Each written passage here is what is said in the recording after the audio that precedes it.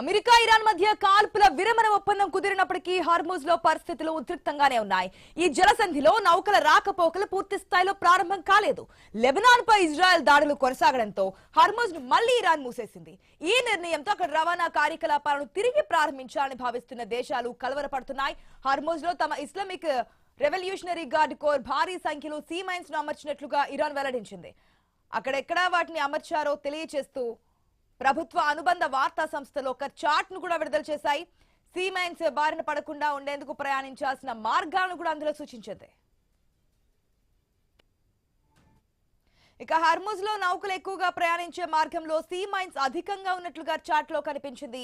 అవి పేలకుండా ఉండాలంటే తమ భూభాగానికి దగ్గరగా లారక్ దేవికి సమీపంలో ప్రయాణించాలని ఇరాన్ సూచించింది. ఇప్పటికీ సీ మైన్స్ అలాగే ఉన్నాయా లేదంటే ఐఆర్జీసీ వాటిని తొలగించిందా అనే విషయంలో మాత్రం స్పష్టత లేదు.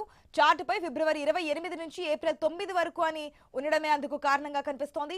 అమెరికాపై ఒత్తిడి పెంచే వ్యూహంలో భాగంగా సీ మైన్స్ కు సంబంధించిన చార్ట్ ను ఇరాన్ విడుదల చేసి ఉండొచ్చని విశ్లేషకులు భావిస్తున్నారు.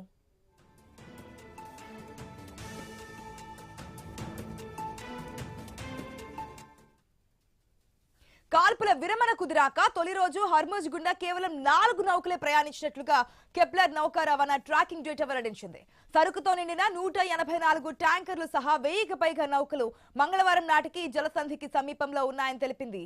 ఇక హార్మూజ్ లో రోజుకు 15 నౌకలని అనుమతిస్తామని ఒప్పందంలో ఇరాన్ షరతులు విధించింది. అక్కడ రాకపోకలు సాగించే నౌకలు నిర్దిష్ట ప్రోటోకాల్ ను పాటించాలని, తమ ఐఆర్జీసీ నుంచి ముందస్తు అనుమతి తీసుకోవాలని స్పష్టం చేసింది. హార్మూజ్ లో రాకపోకల నియంత్రణను కొత్త దశకు తీసుకెళ్తామంటూ Iran supreme leader Mustafa Khamenei తాజాగా ప్రకటన విడుదల చేశారు.